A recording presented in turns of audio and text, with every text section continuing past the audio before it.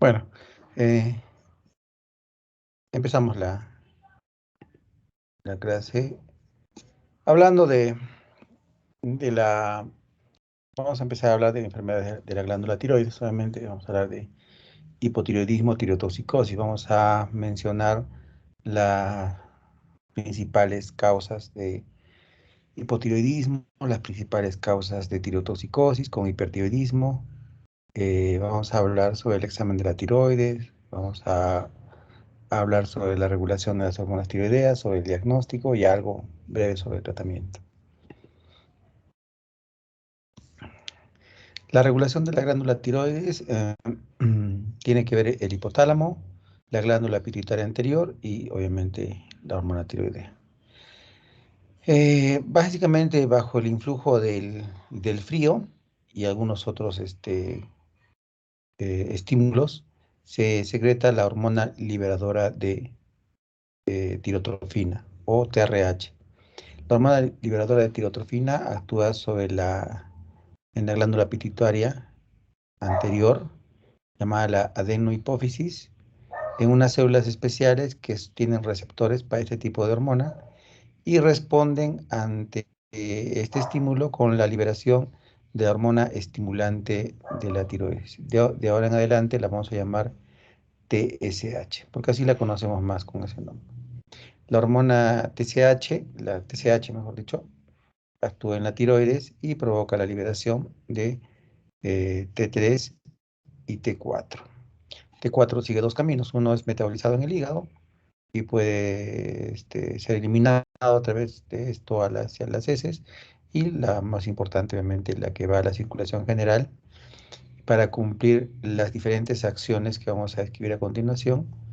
Pero importante considerar también que la liberación o el nivel de las hormonas circulantes, tanto T3 como T4, tienen una acción inhibitoria sobre la liberación de la TRH y sobre la liberación de TSH. De esta manera ocurre el control, ¿no? Eh, lo que se llama también retroalimentación negativa, ¿no? Entonces, ante un paciente, por ejemplo, que tiene mucha hormona tiroidea, obviamente va a inhibir que se siga produciendo TRH y TSH para que ya no aumente tanto los niveles de hormonas tiroideas, ¿no? Y al revés, ¿no? En un paciente que no tiene hormonas tiroideas, entonces la baja cantidad de hormonas tiroideas a nivel sanguíneo va a estimular la producción de TRH y de ACTH para que estas a su vez aumenten la secreción y regulen o normalicen el nivel de las hormonas tiroideas. Este cuadrito también nos va a hacer entender lo que eh, forma sencilla cuando ustedes analizan o ven resultados en un paciente con pruebas de hormonas tiroideas, ¿no? Un paciente que va por un hipotiroidismo primario, la mayoría de los hipotiroidismos van a ser primarios. Seguramente ustedes van a ver, de 100 casos, van a ver 99 van a ser primarios. Y estos primarios, lo que es típico encontrar es lo siguiente, ¿no? Como la glándula está dañada, entonces no se secreta la cantidad suficiente de hormona tiroidea y va a encontrar obviamente eso, ¿no? Hormonas tiroideas en el rango inferior y van a encontrar seguramente la TSH elevada. ¿Por qué? Porque hay una falta de inhibición por el nivel bajo que existe de estas hormonas, ¿no? Y al contrario, en un paciente que tiene una tirotoxicosis, una enfermedad de Graves, vamos a decir, en el cual, por ejemplo, en la enfermedad de Graves lo que ocurre es que se forman anticuerpos contra el receptor de TSH y empieza a estimular a la producción y al crecimiento de la glándula tiroidea y aumenta la producción de T3 y de T4. Y al aumentar la producción de T3 y 4, ustedes cuando pidan a un paciente con estas características van a encontrar elevación de estos en la sangre encima del valor normal y lógicamente va a encontrar un TSH muy, muy bajo, ¿no? Muy bajo. Entonces, de esa manera se hace el diagnóstico y la explicación de por qué sucede está en este cuadro. La TSH aumenta la secreción de T3 y de T4 por la glándula tiroides. ¿Cómo? ¿Cómo produce eso? Elevando la proteólisis de la tiroglobulina, liberándose hormonas tiroideas a la sangre, incrementa la actividad de la bomba de yoduro, que aumenta la captación de yoduro en las células glandulares y su concentración en el coloide, y intensifica la iodación de la tirosina para formar hormonas tiroideas, aumenta el tamaño y la actividad secretora de las células tiroideas y eleva el número de células tiroideas. Las principales acciones que tiene la TSH a nivel de la glándula tiroides, y por estos mecanismos es que aumenta la secreción final de hormona tiroidea.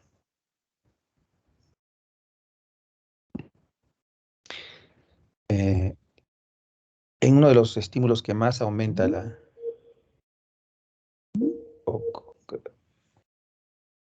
Sí, fue un ratito, ¿no? Bueno, sí me escuchas, ¿no? Sí, doctor. Sí, doctor. Chicos, Sí, doctor.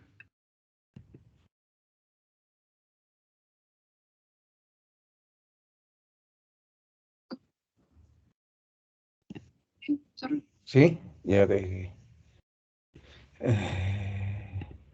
uno de los estímulos que más aumenta la secreción de la TRH y por consiguiente la TSH es la exposición al frío en control fisiológico de la temperatura por los centros hipotálamos, ¿no? Entonces, sustancias como la somatostatina y la dopamina también pueden aumentar la producción de TRH a través del hipotálamo. Los estados de ansiedad disminuyen la secreción de TSH. Por esta razón, los pacientes que tienen un cuadro de hipotiroidismo tienen intolerancia al frío, ¿no? Porque cuando un paciente presenta frío, se debiera liberar hormona tiroidea a través de la TRH y la TSH para que la hormona tiroidea provoque su efecto, que es aumento del metabolismo, y de esa manera genere calor, y de esa manera controle el frío, ¿no? Entonces, los pacientes con hipotiroidismo, sobre todo con sintomatología clara, paran de frío todo el tiempo, ¿no? Son personas que andan de frío todo el tiempo, ¿no? Esto es lo que decía, pero es lo mismo que el cuadro anterior. ¿Cómo ejercen su acción las hormonas tiroideas, ¿no?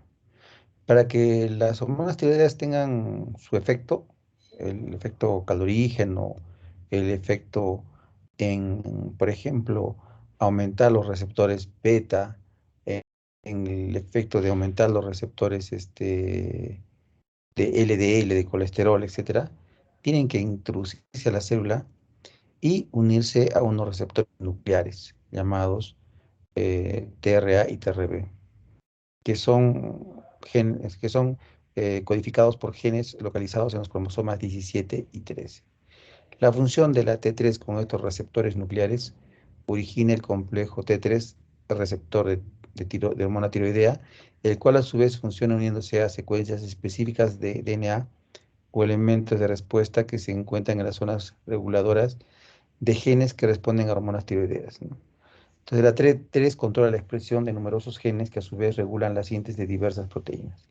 Entonces, la hormona tiroidea ingresa a las células, se une a su receptor y genera cambios en secuencias específicas de DNA, lo que provoca el control en la producción de ciertas proteínas, ¿no?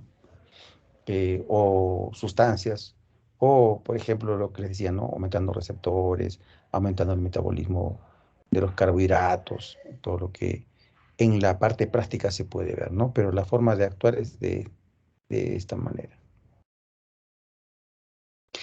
Entonces las hormonas tiroideas lo que hacen es activar el metabolismo energético, incrementando el consumo calórico, regulan el crecimiento y la maduración de los tejidos y el recambio de prácticamente todos los sustratos, vitaminas y hormonas, ¿no?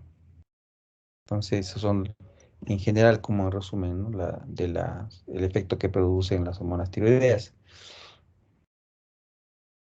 Entonces, estimulan el consumo de oxígeno, regulan el metabolismo de los hidratos de carbono, intervienen en el crecimiento y maduración, en el desarrollo de formación del sistema nervioso central. Además, en el nivel de tejidos ya, en el corazón es que tiene un efecto cronotrópico, aumenta el número y la afinidad de los receptores beta-adrenérgicos. Inotrópico, aumenta los receptores de calcio, aumenta la proporción de cadenas pesadas de miocina. ¿Cómo se ve esto cómo se puede clínicamente ver este aumento por ejemplo, de receptores a calcio, ¿no? El efecto inotrópico. Los pacientes que tienen hipertiroidismo tienen mayor cantidad y mayor afinidad de los receptores beta y el paciente presenta entonces el efecto producido por la estimulación de los receptores beta, que es taquicardia, ¿no? E hipertensión. Entonces, los pacientes que tienen hipertiroidismo suelen tener taquicardia, temblor y tienen hipertensión con una gradiente elevada por el efecto inotrópico, ¿no? Entonces, la diferencial puede ser muy alta en este tipo de pacientes. A nivel de tejido adiposo, tiene un efecto catabólico, ya que aumenta la lipólisis. Esto se entiende por qué razón entonces los pacientes que tienen hipotiroidismo cursan normalmente con una alteración en lo que se llama una dislipidemia de tipo secundaria. Hay dislipidemia primaria, ¿no? Que son generalmente pacientes que tienen alteraciones de los receptores de LDL, ¿no? Dislipidemia familiar, etcétera, que son autosómicos dominantes. Y hay secundaria. En secundaria es, por ejemplo, la diabetes, el hipotiroidismo, el alcoholismo. Son pacientes que presentan dislipidemia tipo secundario. Una de las razones por las que los pacientes hipotiroideos hagan este tipo de dislipidemia es porque pierden la capacidad de lipólisis que produce, que es un efecto de la hormona tiroidea. A nivel del músculo, provoca degradación proteica, tal vez es una de las razones por las cuales los pacientes con hipertiroidismo o tirotoxicosis presentan baja de peso y disminución de la masa muscular. A nivel del hueso tiene que ver con el desarrollo, crecimiento y desarrollo. Por eso los pacientes, los niños bueno, hace muchos años había zonas endémicas en Perú con hipotiroidismo por deficiencia de yodo y hacían cretinismo, ¿no? Eran unos niños con retardo, con bajo peso.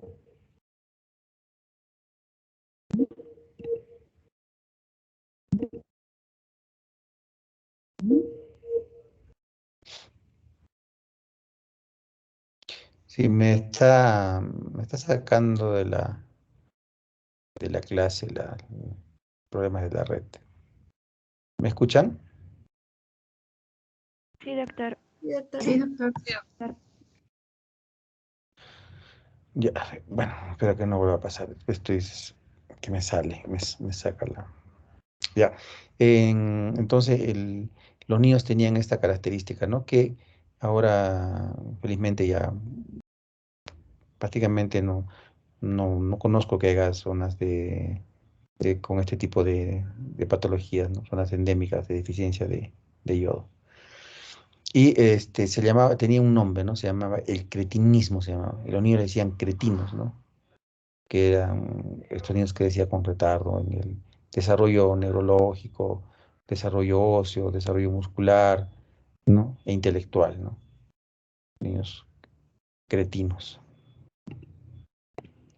En el intestino aumenta la velocidad de absorción de hidratos de carbono.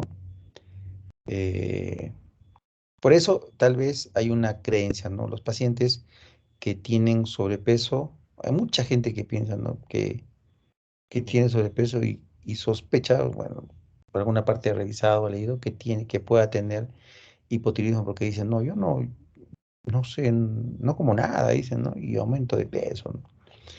Generalmente no tiene nada que ver con el hipotiroidismo, pero esa idea existe. Pero este es el motivo y la explicación, ¿no? Los pacientes, la hormona tiroidea aumenta la velocidad de absorción de carbohidratos. Y en cambio, en los pacientes que tienen hipotiroidismo, puede haber una lentitud en la absorción, ¿no? La lipoproteína aumenta, el efecto metabólico a nivel de la lipoproteína es que estimula los receptores de LDL, ¿no? Entonces, todo el metabolismo del colesterol, existe pues la importancia de estos receptores para poder ser eliminados a través prácticamente se expresan en el hígado y son eliminadas las moléculas de las proteínas de baja densidad, que son las que son aterogénicas. Entonces los pacientes, aparte que tienen hipotiroidismo, aparte de tener una alteración en el metabolismo de los lípidos, tienen una alteración en la degradación o eliminación de los LDL, ¿no? Es otro motivo por el cual eh, tú puedes hacer, tú puedes sospechar de hipotiroidismo en un paciente que tenga una alteración en el perfil lipídico, ¿no? Por ese motivo, ¿no? ¿no? A nivel calorígeno, estimula el consumo de oxígeno por los tejidos, ya lo dijimos eso. El bocio, con el gráfico que ustedes ven, puede ser, se puede objetivar a simple vista, un bocio gigante acá, un bocio, digamos, moderado por este lado, y ha sido clasificado en bocio difuso o un bocio nodular, ¿no? Acá claramente es un bocio de tipo nodular. Y en una clasificación que es cero, si no se ve ni se palpa, uno, no se ve pero se palpa, y dos, se ve y se palpa, ¿no? La palpación del grano tiroides hay que tener en cuenta básicamente, además de la forma y tamaño, la consistencia y la sensibilidad. La glándula normalmente tiene una textura parecida al de la goma, lo que le confiere una consistencia elástica a la palpación. No son normales las masas más duras o en forma de nódulos o que puedan distinguirse de su textura habitual. La palpación no produce habitualmente dolor, aunque la persona puede experimentar ligera molestia. Una palpación tiroidea dolorosa es anormal, como se observa en los pacientes, por ejemplo, que tienen un cuadro de tiroiditis. La palpación es mejor hacerla con el sujeto sentado, situándose el explorador primero por detrás y luego por delante y también por los lados. El abordaje posterior. El examinador tiene que pararse detrás de la persona y esta y el paciente debe estar sentado con el cuello ligeramente flexionado para relajar los músculos. Se realiza entonces la palpación de la tiroides utilizando la técnica de Kervine, que consiste en enrollar el cuello con ambas manos, con los pulgares descansando sobre la nuca y las 4 dedos restantes hacia los lóbulos de cada lado. Luego, utilizando una mano, sobre todo el dedo índice y el medio, desplazas la tráquea hacia el lado contralateral, haciendo una presión, como ven acá. Esto permite que la glándula del lado opuesto se pueda exponer mucho más y entonces con la otra mano puede hacer más accesible la palpación, ¿no? Para, para poder tener más claridad en el examen, ¿no? Como dice en el siguiente gráfico, ¿no?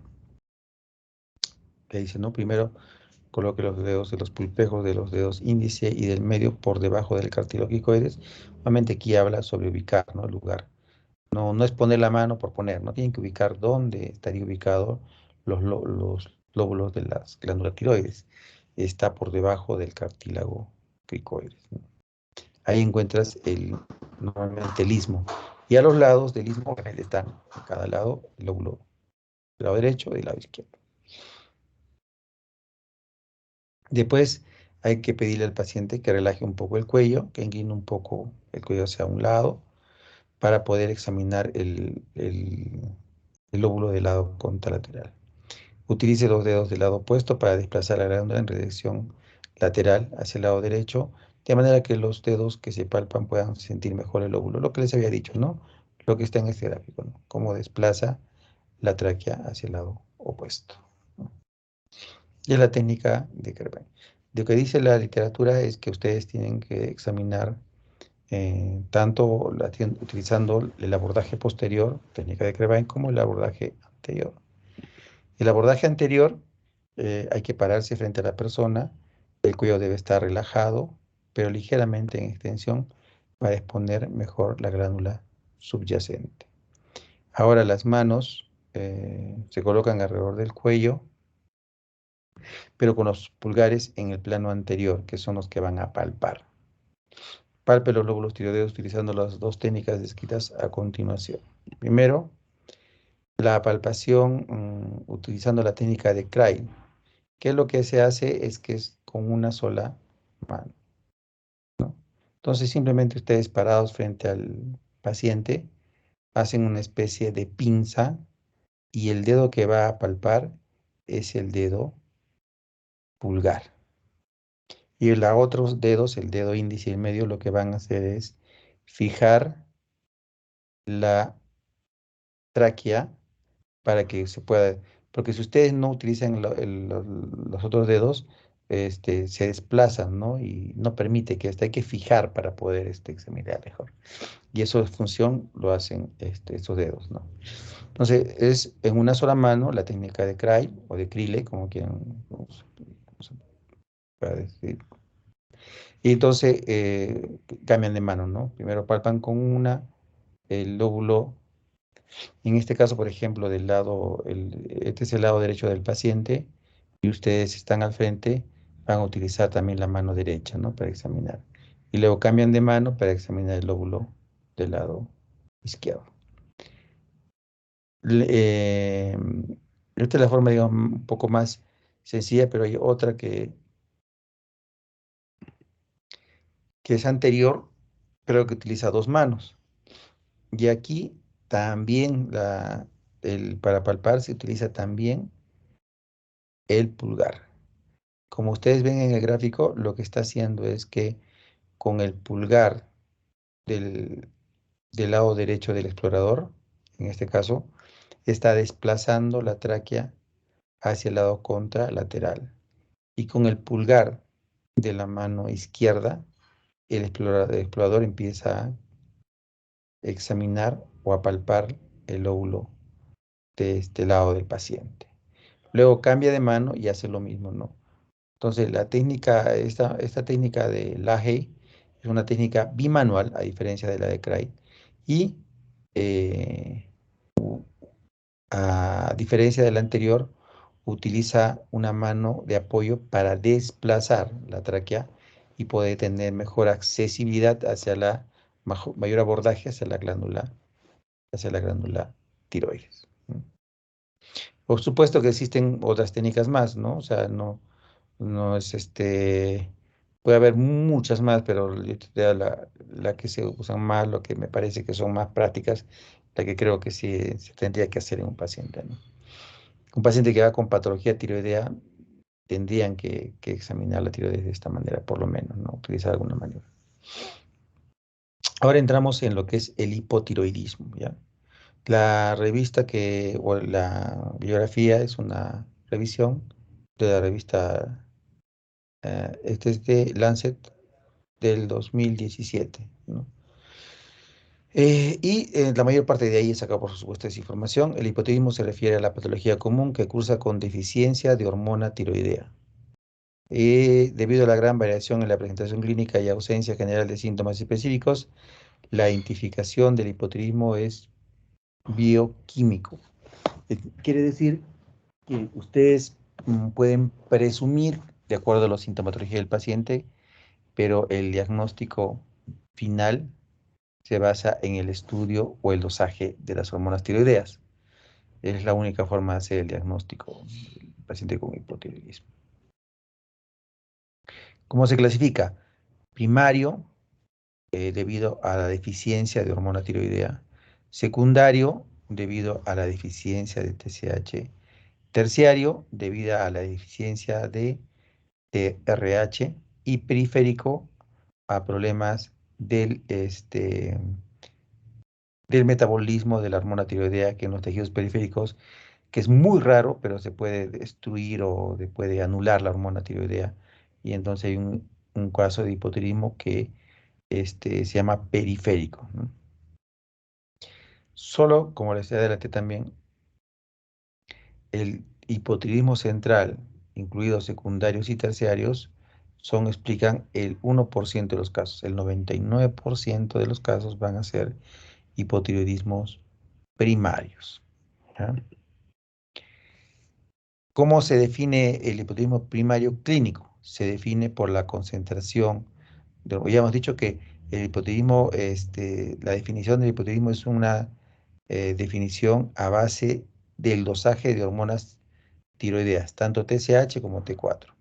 No se define por el cuadro clínico. El cuadro clínico te apoya el diagnóstico, pero la definición está hecha en base al dosaje de hormonas. Entonces, el primario se define por concentraciones de hormonas TSH por encima del rango de referencia y concentraciones de tiroxina libre o T4 libre por debajo del rango de referencia. El hipotiroidismo central se define por bajas concentraciones de TSH y una desproporcionadamente baja concentración de tiroxina. Ya el central hay TSH bajo y T4 libre también bajo.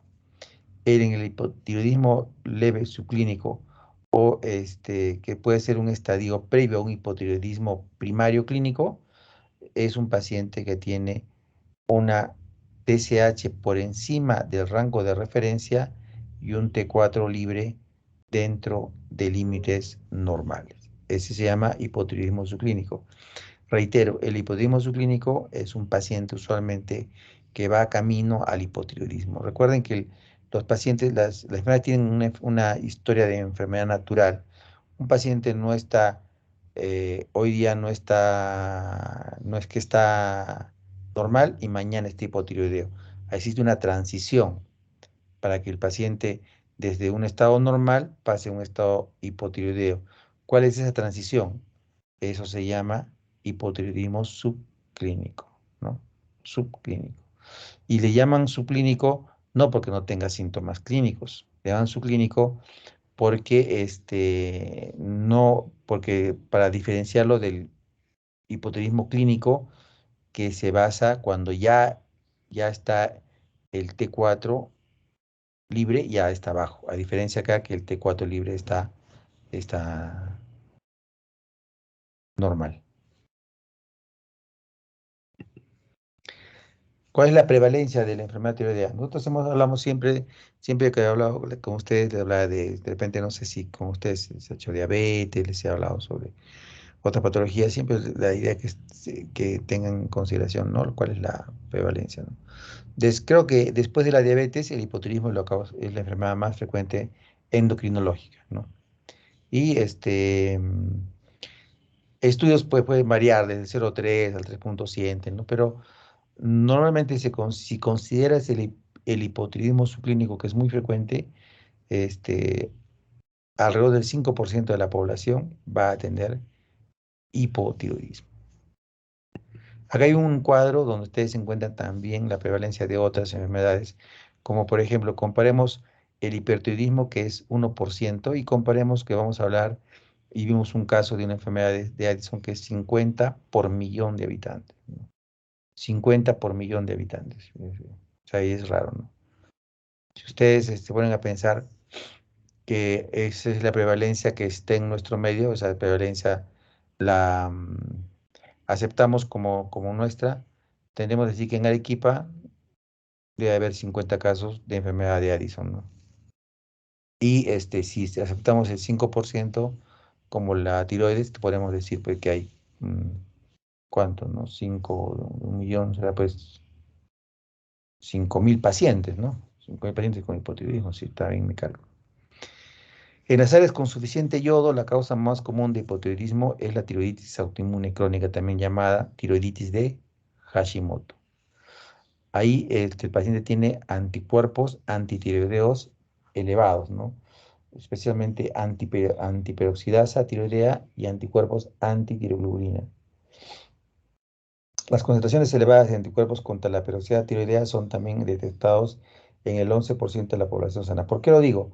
Porque no vale la pena en un paciente que no tenga un cuadro de hipotiroidismo estar pidiendo estos anticuerpos. Siempre consideren que ahí existen inclusive los anticuerpos antinucleares, que son este, un tipo de anticuerpos que se pueden presentar en enfermedades como el lupus, como el Sjögren, como el escleroderma, la enfermedad de médico tejido conectivo, etcétera, puede también estar presente en la población sana. Entonces, el consejo que les puedo decir es que tienen que tener sustento para pedir los análisis, ¿no? En el ejemplo que yo les presenté ayer, el caso clínico, un paciente que sospechaba yo que tenía una hepatitis autoinmune y tuve que pedirle porque el contexto sí lo daba, ¿no? Pero no podía estar pidiendo, por ejemplo, tiene una función tiroidea normal y le voy a pedir por pedir, ¿no? Porque puede ser que sea positivo y como me pasó a una paciente, ¿no? Le pidieron y salió positivo y no le sacaban de la cabeza que tenía una enfermedad o que podía tener enfermedad. Lo cierto es que no se sabe aún qué pasa, o sea, hay estudios que dicen que estos pacientes que tienen anticuerpos positivos pueden ser que en algún momento de su vida hagan pues la enfermedad, pero como no se puede hacer prevención, de nada vale, ¿no? Porque todavía no hay estudios que hacer con el paciente, ¿no? Entonces mejor es cuando no lo merita, no pedirlos. La tiroiditis de Hashimoto es 15 a 20 más frecuente en la mujer que en el varón. Puede aparecer a cualquier edad, pero se observa con mayor frecuencia entre los 30 y 50 años de edad. El, el yodo es un componente esencial de la hormona tiroidea. La deficiencia de yodo puede provocar bocio, nódulos tiroideos y hipotiroidismo. La consecuencia más severa de la deficiencia de yodo es el cretinismo, es la restricción mental y desarrollo físico en el útero y durante la infancia. Hay lugares aún en el mundo afectados por la deficiencia de yodo, ¿no? Los medicamentos que contienen yodo, por ejemplo la amiodarona, es muy frecuentemente asociado a enfermedades tiroideas. El uso de amiodarona en un paciente, que la amiodarona recuerden que es un antiarrítmico, eh, es de que el paciente puede presentar un cuadro de hipotiroidismo o puede presentar un cuadro también de tirotoxicosis, ¿no? Entonces puede darse ambas cosas se pueden dar en, con el uso de este medicamento. El efecto que se produce por como es un medicamento que contiene yodo, hay una sobrecarga de yodo en la glándula tiroidea, pero en el paciente que presenta hipotiroideo, esta sobrecarga lo que causa es un bloqueo de la síntesis de hormona.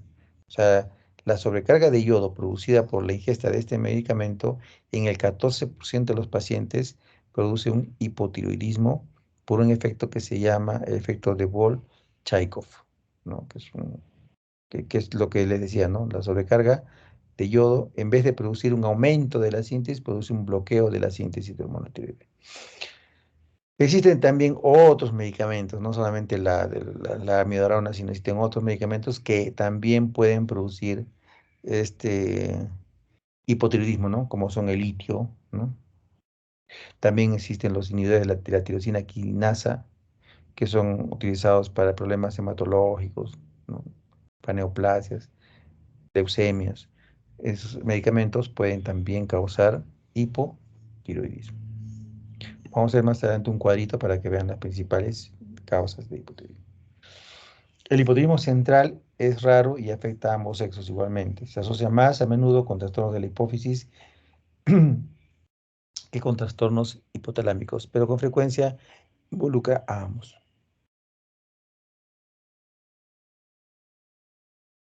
Más de la mitad de los casos de hipotiroidismo central son causados por adenomas pituitarios, ¿no? Otras causas de hipotiroidismo central incluyen la disfunción de la hipófisis o el hipotálamo debido a traumatismo craneal, apoplejía hipoficiaria, síndrome de Sheehan. Síndrome de Sheehan, por ejemplo, ahorita hay una paciente en la UCI que están o han pensado que puede ser un síndrome de Sheehan. Tuvo un aborto, no fue un parto, fue un aborto, que aparentemente fue complicado. Luego de eso presenta compromiso de conciencia, ¿no? Y le hacen estudios para ver una infección, descartan y no ha encontrado hasta ahorita una causa para su trastorno de conciencia. Está en la UCI hoy día y va a pasar al servicio de medicina para valorarlo, ¿no? Pero se pensó en esta posibilidad, ¿no? Es una posibilidad, pero lo que marca, para que tengan una idea de un síndrome de Sjögren, no es de la manera como presentó la paciente, ¿no? Más es un paciente que luego de tener un parto un tanto cruento o con sangrado, la paciente queda con síntomas de insuficiencia pituitaria. Entonces, por ejemplo, ¿qué síntomas tiene? Tiene síntomas, por ejemplo, de baja de peso, como caso, casi como el paciente que vino, que le presenté, ¿no? De cansancio, alteración del vello axilar, ¿no? Alteración del vello púbico, pueden tener hiponatremia, pueden hacer cuadros inclusive de hipoglicemia. Todo eso son manifestaciones de un cuadro de insuficiencia hipoficiaria, ¿no?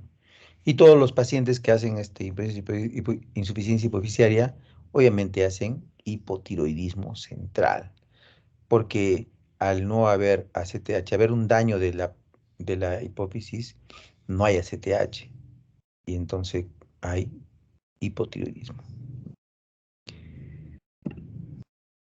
Tiene imagen de un paciente con insuficiencia hipoficiaria o hipopituitarismo también se llama, ¿no? Ausencia o disminución de la cantidad de cejas, ¿no? Ausencia de vello axilar, ¿no? Como es, por ejemplo. Esto es raro, el hipotiroidismo periférico, ¿no? Donde se bloquea la hormona tiroidea por una enzima que es la iodinasa 3. Es rarísimo, eso, ¿no? O sea, no merece mayor comentario. Esto, perdón. Esto sí, ustedes tienen que saber cuáles son las principales causas. La mayoría de los pacientes que ustedes vean con hipotiroidismo van a ser, obviamente, tiroiditis de Hashimoto o tiroiditis crónica autoinmune. En algunos lugares todavía hay deficiencia de yodo, pueden encontrar algún caso, en el Perú hace bien raro, pero hay que considerarlo. Si hay una zona, por ejemplo, sobre todo alejada o aislada, ¿no? Si ustedes debería ir a un lugar donde el consumo de yodo, ¿no? Porque sea alejada de la costa, etcétera, muy helada, que no lleguen los nutrientes del mar, qué sé yo, una cosa muy rara, ¿no? Recuerden que hace años se empezó a hacer el programa de fortificación de yodo mediante la sal, ¿no? Se empezó por ley, por decreto ley, a comercializar lo que se llama la sal yodada. Eh, Miren, importante considerar medicamentos, ¿no? Ya decíamos que hasta el 14% de los pacientes que toman amidarona, ¿no? Pero no solamente amidarona, también tienen acá litio, ¿no? Inhibidores de la tirosina quinasa, interferón alfa, talidomida, anticuerpos monoclonales, iatrogénica, eso está infrecuente, ¿no? Cuando hablemos de tirotoxicosis con hipertiroidismo, vamos a hablar de la enfermedad de Graves. Y los pacientes con enfermedad de Graves, todos los pacientes con enfermedad de Graves, casi sin excepción, van a engrosar la fila de los pacientes hipotiroideos porque el paciente o termina recibiendo yodo radioactivo o termina siendo intervenido, realizándose una tiroidectomía, le sacan la tiroides y entonces el paciente termina finalmente hipotiroideo. Y obviamente es mucho más fácil manejar un paciente hipotiroideo que una tirotoxicosis. Después ya un poco más rara, ya más alejada, tiroiditis transitoria, viral, síndrome de Carvine, o tiroiditis silente postparto, infiltración de la glándula tiroidea, por ejemplo, micoplasma, una neoplasia, linfoma, metástasis, ya son más raros, ¿no? Enfermedad de tiroides de Riedel, ¿no? La tiroides de Riedel forma parte de una infiltración linfoplasmocitaria que ocurre también o que puede ocurrir también en otros órganos, por ejemplo, puede ser una orbitopatía, una síndrome de Miculis, una pancreatitis autoinmune tipo 1. Y todo este espectro de enfermedad, que les hablo yo, Miculis, les hablo de Riedel, les hablo de hepatitis autoinmune tipo 1, todo se ha denominado bajo el concepto de enfermedad asociada a inmunoglobulina G4.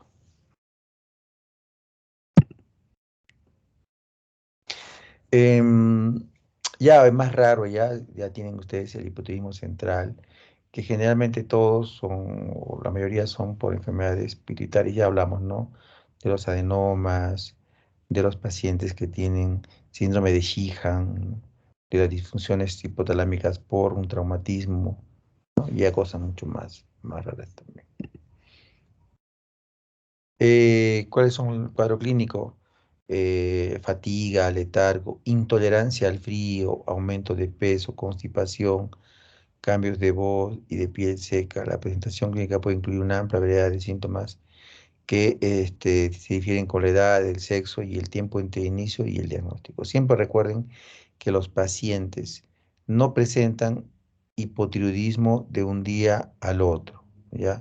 Si el paciente tuviera un cuadro clínico sugerente de hipotiroidismo, hay que hacerle repetir el control posterior, porque eh, eh, la, la transición, reitero, entre la normalidad y el hipotiroidismo en el laboratorio puede tomar tiempo, ¿no?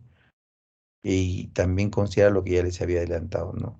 Los pacientes suelen pasar, antes de tener hipotiroidismo, pueden tener lo que se llama el hipotiroidismo subclínico, que también conlleva a tratamiento cuando ya los niveles de TSH están muy por encima o muy elevados por encima del valor normal, ¿no? Los síntomas no son específicos, dicen, ¿no? Acá ustedes tienen en la revisión que les mencionaba de esta revista, el cuadro clínico y dividido, ¿no? Por ejemplo, en el metabolismo general hay ganancia de peso, intolerancia al frío, fatiga, ¿no? Hay incremento del índice de masa corporal, hay una tasa metabólica disminuida, puede haber mixedema, hipotermia. En el sistema cardiovascular hay fatiga al ejercicio, puede haber disnea, también encuentran ustedes dislipidemia, como ya hablamos ya, bradicardia, hipertensión, disfunción endotelial, ¿no? Los pacientes que presentan hipotiroidismo, al contrario de lo que ustedes puedan pensar que va a tener hipotensión, pues suelen tener hipertensión producido por disfunción endotelial. Puede haber derrame pericárdico, hiperhomocisteinemia, cambios electrocardiográficos. A nivel neurosensorial, engrosamiento de la voz, disminución de la visión, de la audición y del sentido del gusto, neuropatía, difusión coclear, disminución del sentido gustatorio y olfatorio. A nivel neurológico psiquiátrico, alteración de la memoria, parestesias. Acá hay, por ejemplo, alguna vez no sé si a ustedes les conversé sobre el túnel carpiano, ¿no? Es muy frecuente, el 5% de la población puede tener un síndrome de túnel carpiano. Y estos pacientes que tienen síndrome de túnel carpiano pueden ser debidos a diabetes o pueden ser debidos a hipotiroidismo. Entonces acá dice también que puedes encontrar alteración de la función cognitiva, ¿no? Puede haber disminución de los reflejos osteotendinosos, depresión, demencia, ataxia y túnel carpiano, como les decía, ¿no? A nivel gastrointestinal, constipación, hay reducción de la motilidad esofágica, puede haber hígado graso no alcohólico y puede haber ascitis también. A nivel endocrinológico, infertilidad, disturbios menstruales, galactorrea, bocio, trastornos en el metabolismo de la glucosa, infertilidad, disfunción sexual, incremento de la prolactina, hiperplasia pituitaria. A nivel musculoesquelético, debilidad muscular, calambres, artralgia, elevación de la ketinfosfoquinasa, síndrome de Hodgman, fracturas osteoporóticas, a nivel de la sangre, hematológico, sangrado, fatiga, anemia, enfermedad de von Willebrand adquirida. A nivel de la piel y los faneras, caída de cabello, piel seca. A nivel de electrolitos hay el deterioro de la función renal y puede haber hiponatremia. Marco la hiponatremia, ¿por qué? Porque los pacientes, en el esquema de diagnóstico del paciente con hiponatremia, la causa más frecuente a nivel mundial es el síndrome de antidiuresis inadecuada. Antes se llamaba secreción inadecuada de hormona antidiurética. Para el diagnóstico de esta patología, tienes que hacer el descarte de hipotiroidismo y de hipocortisolismo. ¿Mm? Entonces, considerar que la hiponatremia puede ser parte de un paciente eh, con hipotiroidismo, ¿no? Acá tienen ustedes una facies, ¿no? Facies hipotiroidea, abotagada, ¿no? Y acá una imagen de cómo el paciente se recupera, ¿no? Cómo cambia su carita después del tratamiento. Bueno, reiterarlo, creo que ya, además,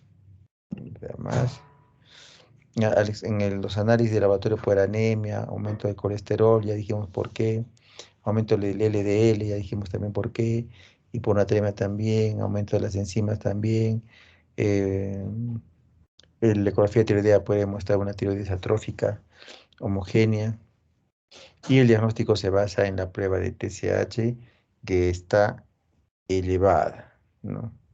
Es una TSH elevada y una T4 disminuida, sobre todo, o claro que me refiero a un hipotiroidismo de tipo primario. Y ¿por qué pedimos T4 libre, no? Porque la T4 anda unida a una proteína ligadura una proteína ligadora de tiroxina, y solamente el 1 o 2% se encuentra libre, ¿no? Y puede entrar a la célula. Entonces, lo que nos interesa cuando ustedes pidan es pedir la T4 libre, ¿no? Que es el que va a servirnos para el diagnóstico. Acá hay como especie de ejemplos que suceden, ¿no? Cuando ustedes encuentran un paciente que tiene un incremento de la TSH elevada, en un paciente que tiene disminución de la tiroxina libre, están ante un paciente con hipotiroidismo central seguramente. Pero si tienen un incremento de la TSH y la tiroxina libre está aumentada, seguramente es un paciente que tiene un hipertiroidismo central, es decir, un adenoma productor de TSH. Y si tienen un paciente que tiene incremento de la TSH, pero la tiroxina está normal, seguramente es un hipotiroidismo subclínico, lo más común, ¿no? Lo más común. El diagnóstico ya dijimos, medir TSH, T4, el TSH elevado, el T4 disminuido. No hablo de valores porque los laboratorios cambian los valores de acuerdo al reactivo que se utiliza, ¿no? Al tipo de ensayo utilizado, ¿no? En general, el más común utilizado para TSH es de 0,4 a 4 microunidades por litro. Y cuando tienen un paciente con hipotiroidismo, hay que obviamente buscar la causa más frecuente, Hashimoto, ya sea medicamentos, postiroidistomía, postyodo radioactivo, etcétera, etcétera. Pero y al margen de la causa, empezar con el tratamiento. La dosis inicial es de 1,5 a 1,8 microgramos por kilo de levotiroxina. Y pasamos a lo que es tirotoxicosis. Es la manifestación clínica de un grupo de trastornos caracterizados por la presencia de exceso de acción de la hormona tiroidea. Eh, entonces, el término tirotoxicosis se refiere a un paciente que tiene exceso de acción de la hormona tiroidea. Y los pacientes que tienen exceso de acción pueden ser secundarios a un hipertiroidismo generalmente, como por ejemplo la enfermedad de Graves, en el cual se produce un aumento en la síntesis y secreción de hormona tiroidea, pero también puede darse una tirotoxicosis en un paciente que no tenga un aumento en la síntesis. Entonces, por eso puede haber la manifestación cuando ustedes ven un paciente con temblor, con taquicardia, con de repente diarrea, con baja de peso. Lo que ustedes están viendo es un cuadro clínico de tirotoxicosis, que generalmente se debe a hipertiroidismo, pero no siempre. Por eso les aclaro el concepto. ¿Ya? Ya dijimos la prevalencia 1%. También ya avanzamos esto, que la enfermedad de Graves es la causa más común, que tiene una incidencia de 20 a 50 casos por cada 100.000 personas. El riesgo de vida en toda una vida de las mujeres es 3% y 0,5 en hombres. Y que los pacientes que tienen enfermedad de Graves también tienen otras enfermedades autoinmunes, por ejemplo, artritis reumatoidea, diabetes mellitus tipo 1 o esclerosis múltiple, ¿no?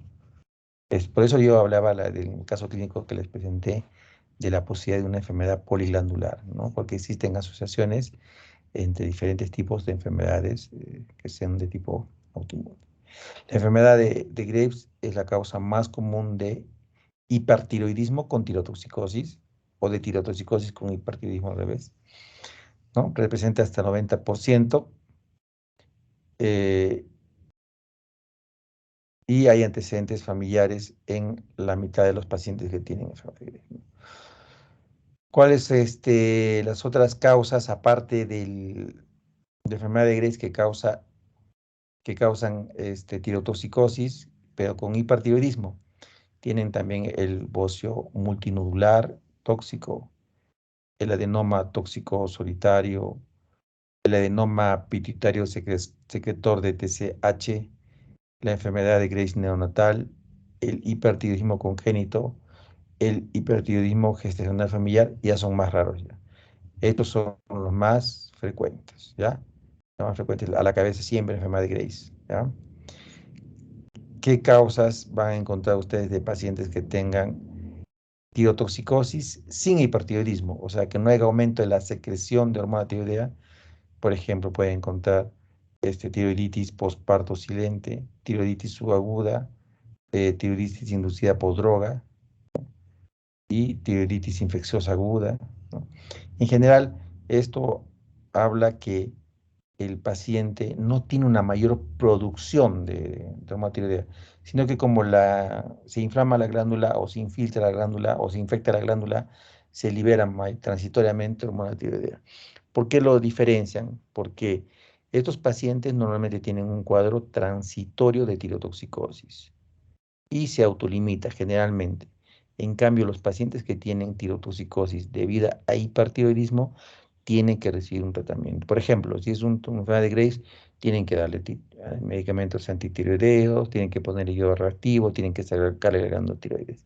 Si tiene un bocio, seguramente tendrá que ser operado el paciente. Si tiene un bocio tóxico nodular, ¿no?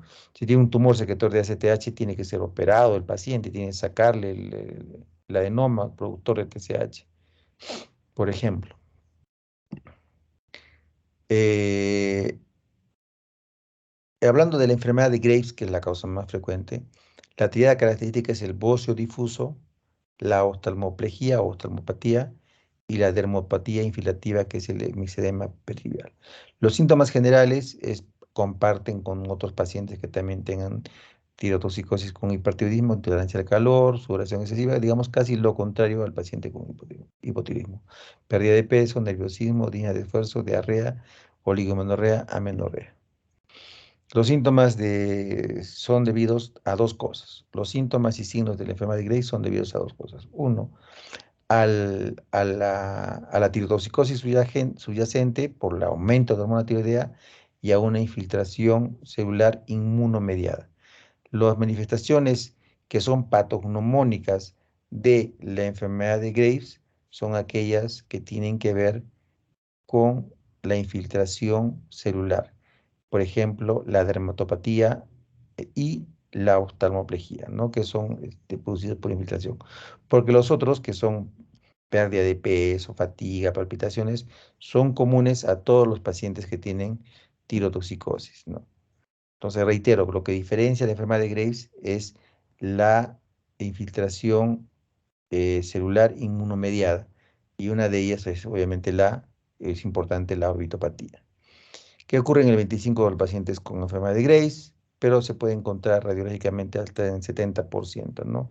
Ocurre retracción del párpado, exoftalmos, extraocular, disfunción muscular y dolor ocular, son las manifestaciones más comunes de la oftalmoplegia de Graves.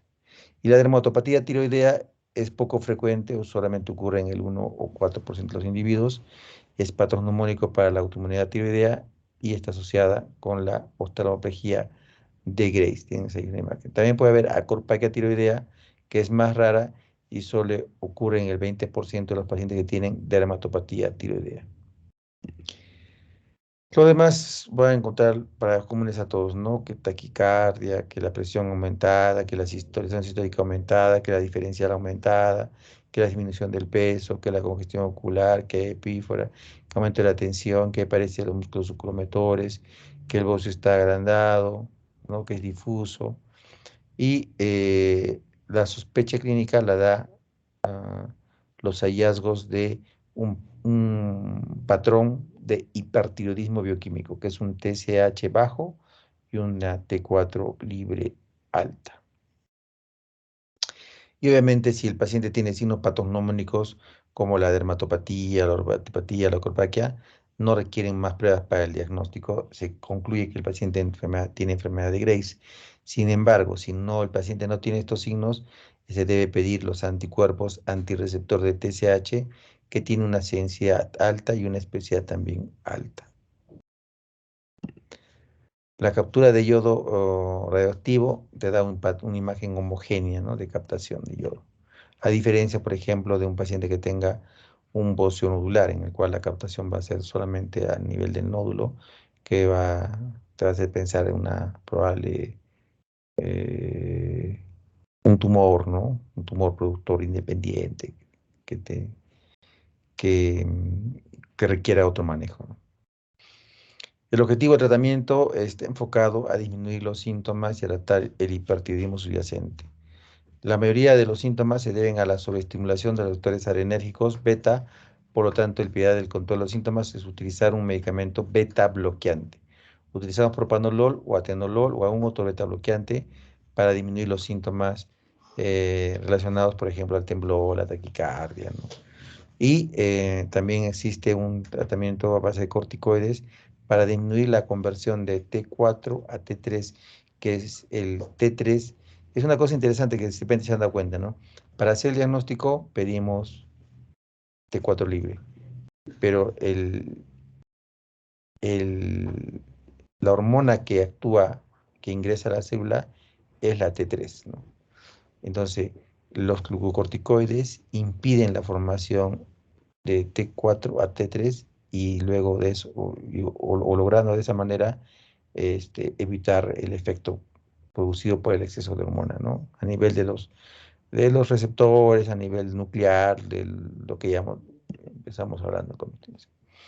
Este es el resumen del tratamiento del paciente con enfermedad de Graves. Tienes un tratamiento médico a base de antitiroideos, metimazol, propiltiuracilo. Tienen una tasa de remisión baja, tienen unos efectos colaterales, ¿no? Que pueden ser intolerancia, rash, elevación de enzimas hepáticas, agranulocitosis, vasculitis. Tienes también el yodo radiactivo, que tiene una tasa de remisión mucho más alta, ¿no? Pero generalmente los pacientes van al hipotiroidismo, ¿no?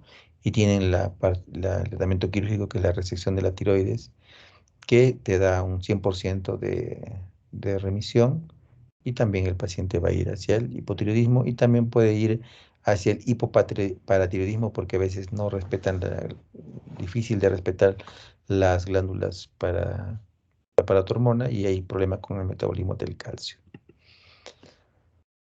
Los trastornos de la glándula suprarrenal, vamos a entrar ahí para ya terminar el tema. La corteza suprarrenal es la encargada de la función esteroidogénica. La zona más interna que corresponde a la reticulosa es donde se sintetizan los andrógenos suprarrenales.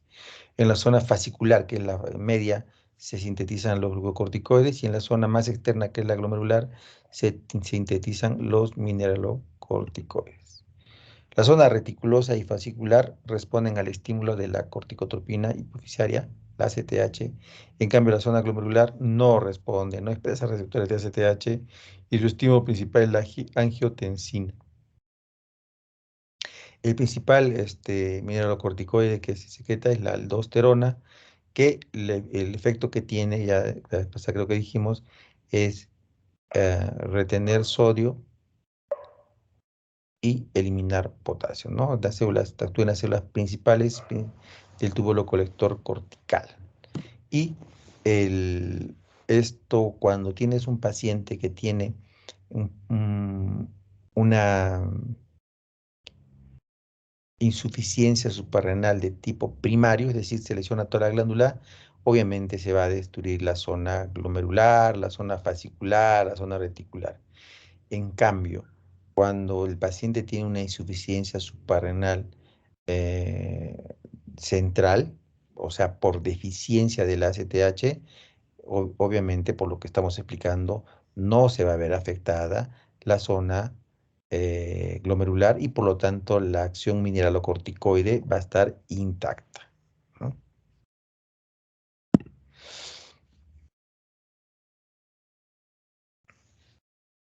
Vamos a avanzar un poco, vamos acá. Entonces, bajo el influjo del estrés, esto se parece algo a lo que a lo de la tiroides, ¿no? Para hacer un paralelismo, ¿no?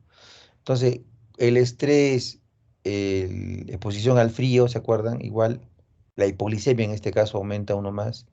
Lo que provoca es en el hipotálamo la liberación de CRH, hormona liberadora de corticotropina. Igual, el equivalente ya era que liberaba la TRH, la hormona liberadora de corticotropina.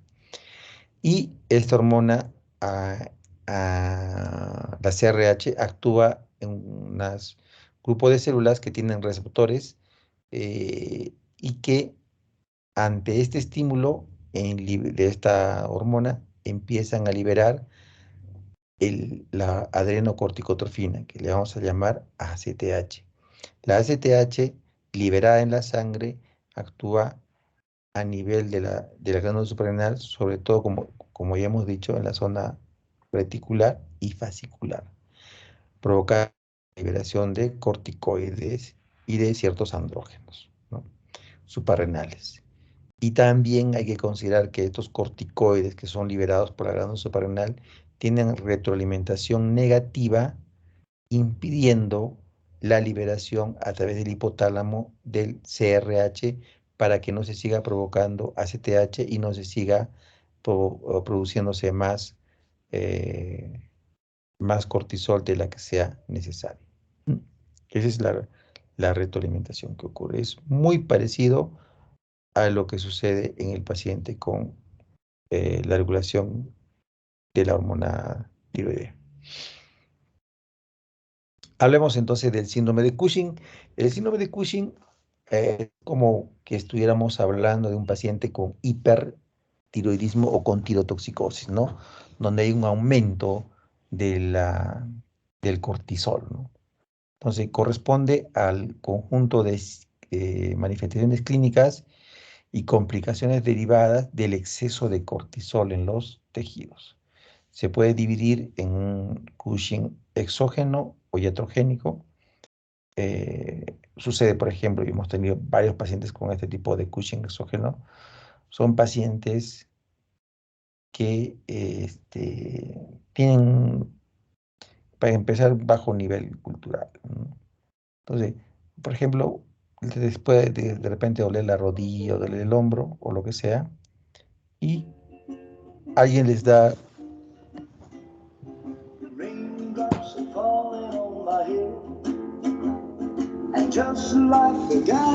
un ratito.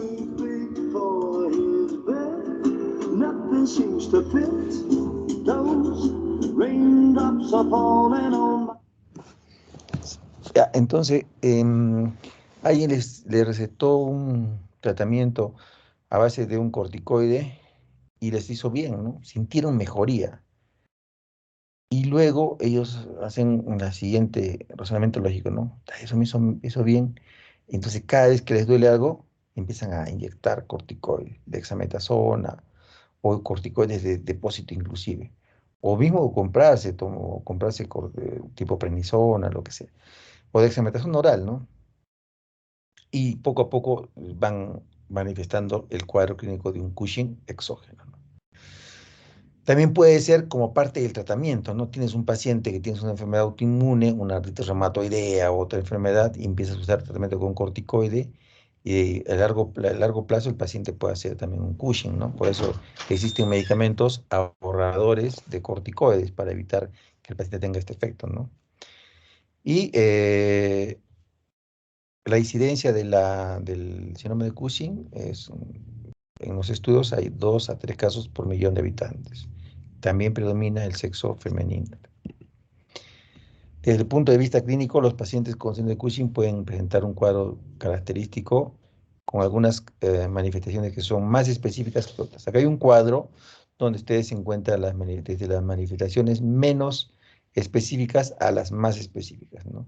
Siendo la cara redonda o de luna llena una manifestación específica, la atrofia muscular y la miopatía proximal una manifestación específica, la piel fina, atrófica y las equimosis espontáneas también, y las estrías violáceas, anchas, mayor de 1 centímetro. Y pasamos a las menos específicas, que es obesidad central, hipertensión arterial, trastornos neuropsiquiátricos, depresión, acné y alteraciones menstruales, ¿no? Aquí igual tiene imagen de una paciente con síndrome de Cushing y la recuperación, ¿no? Después de un tratamiento. Una imagen de una jiba, del característico de un paciente con Cushing. Acá tienen las estrías violáceas, la obesidad central, la atrofia muscular, también de un paciente con Cushing. Aquí un gráfico donde ayuda, ¿no? Ver que las alteraciones principales, fases en luna llena, alteraciones emocionales, acné, osteoporosis, la jiba que ya dijimos, la hipertrofia cardíaca, el hirsutismo, la hiperplasia renal, la obesidad central, las estrías purpúricas, amenorrea, debilidad muscular, equimosis, piel delgada. Además, el paciente puede tener disminución de los eosinófilos hasta a tener nada de eosinófilos, linfopenia, elevación de la glucosa, intolerancia a la glucosa, puede haber diabetes. Los pacientes que tienen Cushing ya hacen diabetes, se les cataloga como diabetes tipo 4 u otros tipos de diabetes. También puede haber hipertrigliceridemia y también puede haber hipocalemia. ¿Por qué hipocalemia? Porque los pacientes que tienen exceso de corticoides, los corticoides también tienen efecto mineralocorticoide. Y el efecto mineralocorticoide, ya hemos dicho, es eliminar el potasio y retener sodio. Por eso hacen hipocalemia. Aquí igual, cuáles son las características clínicas, ¿no? Obesidad, en frecuencia, 95%, fases de luna llena, 90%, disminución de la libido, 90%, estrías purpúricas, adelgazamiento de la piel, irregularidad menstrual, hipertensión arterial, ¿no? Porcentaje. Cuando se establece la sospecha clínica de síndrome de Cushing, se debe confirmar la existencia de un hipercortisolismo. En el caso de un paciente con enfermedad de Graves, por ejemplo, que es un paciente que tiene hipertiroidismo, relativamente sencillo, ¿no? Pides TSH y T4 libre. Aquí es un poco más complicado, ¿no? No se pide, o sea, puedes pedir cortisol, pero el cortisol no es un buen marcador de hipercortisolismo, ¿no? Los recomendados por la Sociedad Americana de Endocrinología es el cortisol libre en orina, CLU, el test de supresión con 1 miligramo de dexametasona, el test de Nugget y el cortisol salival nocturno. Voy a hablar de las primeras dos, que es más fácil de acceder en laboratorios acá en nuestro medio. Entonces, el cortisol libre urinario mide pues, el cortisol que se elimina en la orina y que está justamente libre, ¿no? Porque en la sangre se dice que el cortisol está unido siempre a una proteína ligada, una globulina ligada al cortisol. La sensibilidad de esta prueba es hasta el 100% y la especial 98%, pero hay un 15% de síndrome de Cushing que podría tener una determinación dentro de límites normales, por lo cual en pacientes con alta sospecha se debe repetir la prueba. Es categórico el síndrome de Cushing el hallazgo de un club aumentado 2 o más veces sobre el límite superior de rango normal, el cual dependerá de la técnica utilizada, ¿no? No nos dice un nivel, así como tampoco nos decía nivel de T4, ¿no? Tampoco nos dice acá el nivel, nos dice simplemente que debe estar 2 o más veces encima del límite superior para hablar de hipercortisolismo. Y si tienes un paciente, obviamente, con un cuadro clínico de síndrome de Cushing, se confirma el diagnóstico con esta prueba. Pero si no hay duda o quieres una prueba complementaria, tienes el test de Nugent o Nugent, que consiste en la medición de cortisol plasmático a la mañana siguiente de una dosis de dexametasona de 1 miligramo que se administra a las 23 horas, ¿no? La dexametasona es un corticoide sintético de acción prolongada que no es detectada por los métodos de laboratorio que miden el cortisol. El punto de corte entre la normalidad y el hipercortisolismo es de 5 microgramos por decilitro, pero algunos síndrome de Cushing pueden suprimir bajo este nivel, determinando un porcentaje no despreciable de falsos negativos. En la reunión de expertos para el consenso y el diagnóstico del síndrome de Cushing en el año 2003, se propuso utilizar como punto de corte 1.8 microgramos por decilitro para aumentar la sensibilidad del test. Entonces, si el paciente, después de administrar 1 miligramo de dexametasona a las 11 de la noche y a la mañana siguiente, el cortisol está por encima de 1.8, el paciente tiene hipercortisolismo y entonces se confirmaría la enfermedad, el síndrome de Cushing, perdón.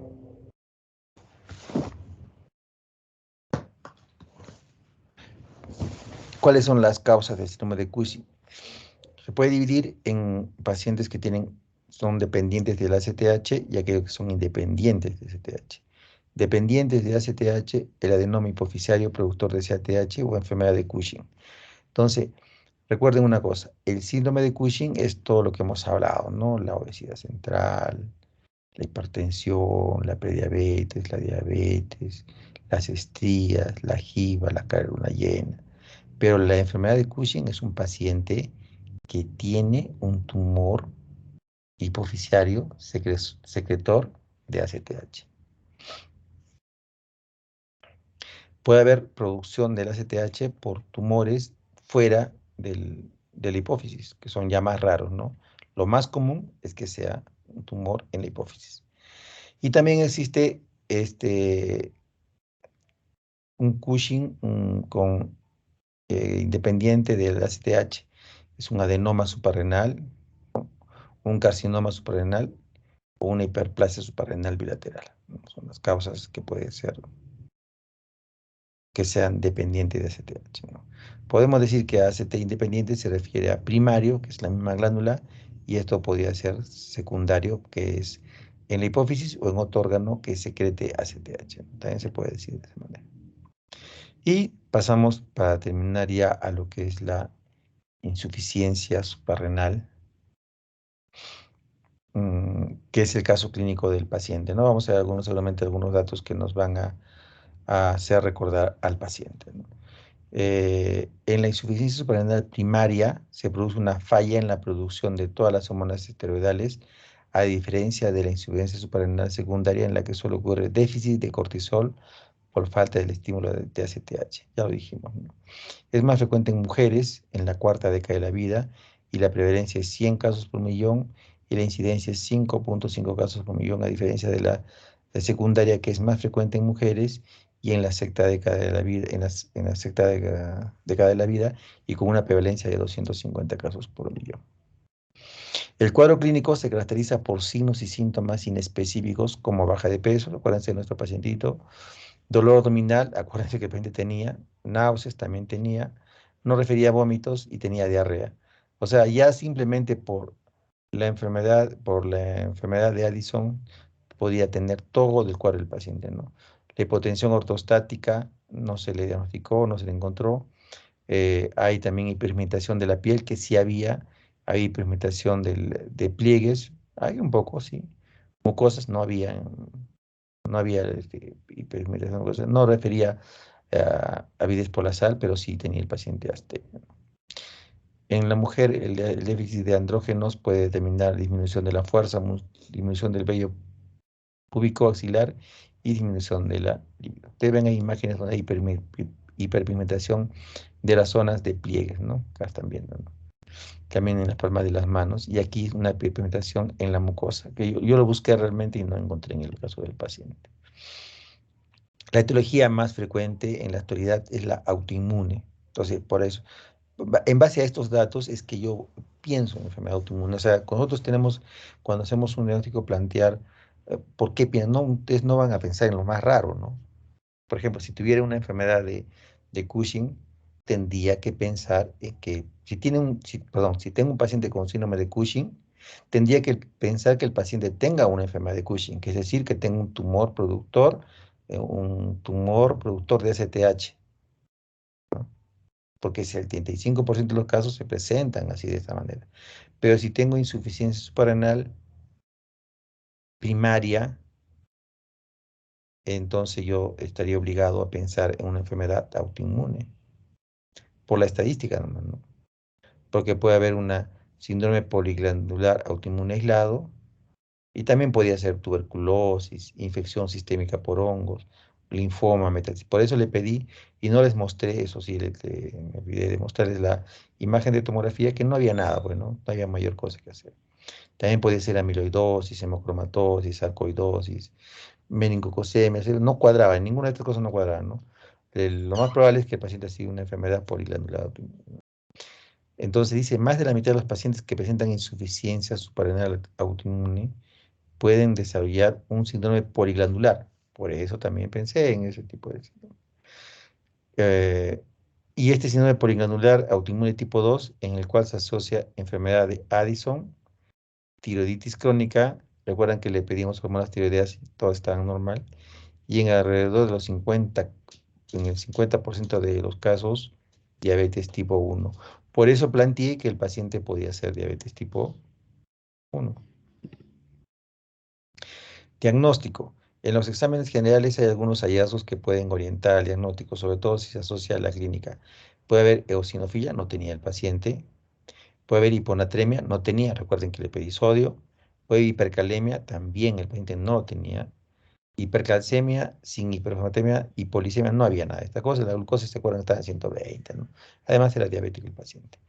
La medición de cortisol basal suele no ser un parámetro útil, salvo cuando se encuentra bajo 3 microgramos por decilitro. Mi paciente tenía 1,9 o bajo 15 en una situación de estrés importante. Estos valores son altamente sugerentes de falla suprarrenal. Entonces, yo les dije, ¿no? O sea, yo he hecho la prueba y el cortisol está bajo y le he hecho el diagnóstico en base a esto, y también les dije que no era la prueba adecuada, ¿no? Para medir cortisol, pero en niveles tan bajos como le encontré al paciente, este, son sugerentes de enfermedad. Si yo tuviera otra prueba, obviamente hubiera pedido, ¿no? Pero no tenía, al menos en la clínica donde estoy, no hay otra prueba. ¿Qué prueba tendría que hacerse?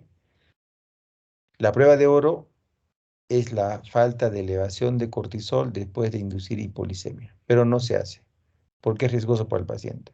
Tendría que ponerle insulina al paciente y que se le baje la glucosa, pero la insulina y que le baje la glucosa puede causar un daño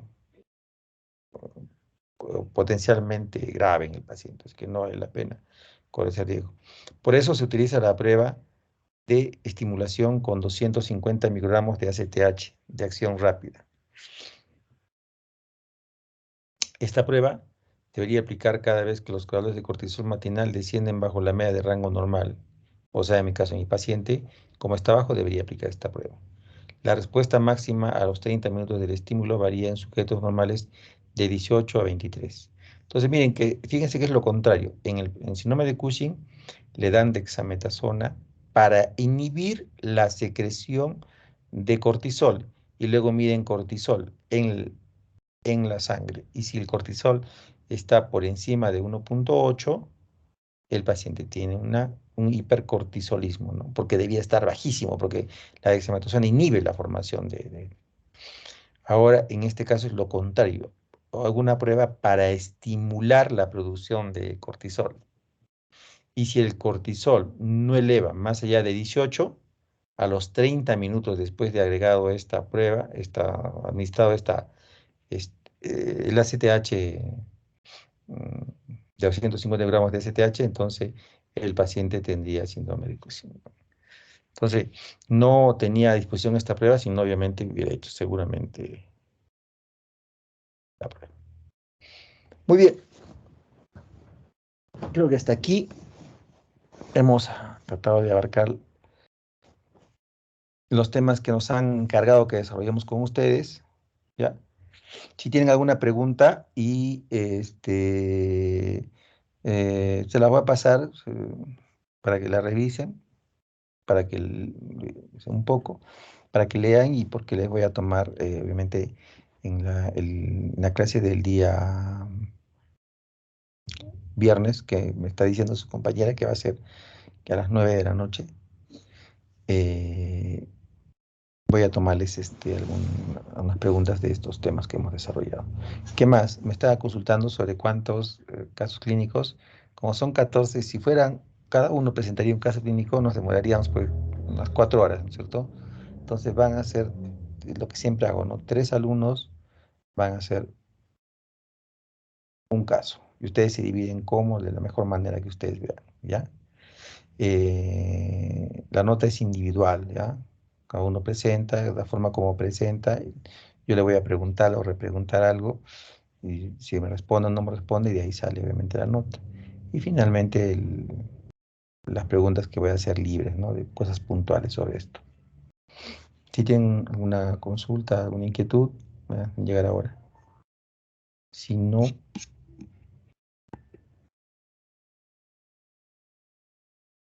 Doctor, yo tengo una pregunta. ¿El caso clínico tenemos que presentarlo como una historia clínica o solo un caso clínico? a ver, recomendaciones para la presentación del caso clínico. Primero, primer punto, no me pongan el diagnóstico del paciente, de preferencia. No me digan, voy a presentar un caso.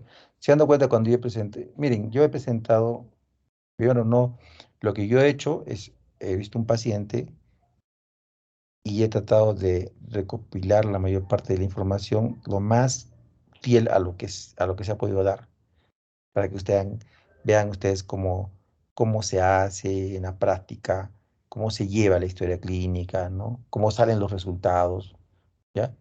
He querido hacer eso. Ustedes no van a hacer eso, no hagan eso. Ustedes hagan una historia clínica como les han enseñado. Preséntenme la afiliación, preséntenme la historia de la enfermedad, los antecedentes, el examen físico, y al final me pueden hacer el diagnóstico y pueden hacer una discusión por qué han llegado al diagnóstico, ¿no? Sería la forma correcta. No quisiera que me pregunten, va a presentar un caso clínico de tal cosa. Por eso yo cuando les presenté no quería darles, inclusive si se dieron cuenta, en una diapositiva estaba el diagnóstico, entonces quería que ustedes hablen un poco más y trataba de no presentarles, porque la idea es esa, que ustedes vayan. Esto no es una cosa, ya ustedes deberían estar haciendo eso, ¿no? Que es escuchar un paciente, la historia de un paciente, y tratar ustedes de hacer conjeturas respecto a qué podría tener el paciente, porque así es ¿Acaso cuando un paciente va a la consulta y dice, he venido para que me haga mi historia clínica, yo tengo enfermedad de Addison? Te dice, ¿sí?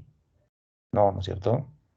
De repente dice, yo tengo cansancio, tengo eso, y tú tienes que unir las piezas y hacer. Por esa razón, les digo, no me pongan eso, voy a presentar un caso clínico de una enfermedad de Cushing.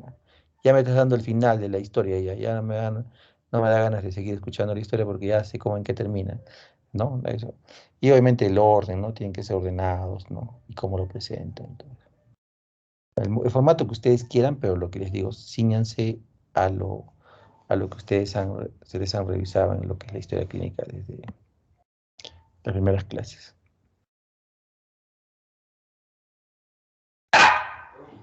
Doctor, ¿hay un límite de diapositivas? Más o menos, si son ustedes 5 grupos, son 10 minutos por grupo para que sea más o menos en una hora, ¿no? Más o menos una hora que ustedes, o un poco más puede ser, ¿no? No creo que nada, no creo que ustedes tampoco se empleen demasiado, ¿no? Digamos que cada grupo tiene más o menos 10 minutos. Puede ser un poco más porque tenemos un poquito de techo para hacerla. Porque el examen que les voy a tomar va a ser puntual, así. Te voy a llamar Stephanie, tal cosa. Punto. Pues sencillo, ¿no? Entonces, hora y media podemos tener para la exposición de los casos clínicos. Entonces, si se playa un poquito más, no hay problema tampoco. No creo que tampoco nadie me haga una hora, una media hora, no sería tampoco, no sería práctico. Ujú.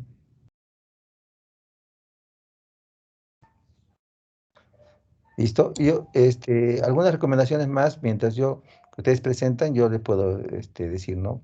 Pare ahí, vamos a revisar por qué he puesto tal cosa, qué significa tal cosa. Eso, eso también les va a servir para que ustedes vean, ¿no? Hay muchos errores que se cometen cuando hacen historias clínicas ustedes, que yo veo o sea, me refiero a ustedes cuando yo veo incluso los residentes que veo que hacen historias clínicas, ¿no? Porque internos no hay. Y esas cosas, ahora si ustedes lo hacen, podemos corregirlas, ¿no? Para eso también es lo que puede hacerse. ¿Ya? Ok, chicos, entonces nos vemos el día viernes.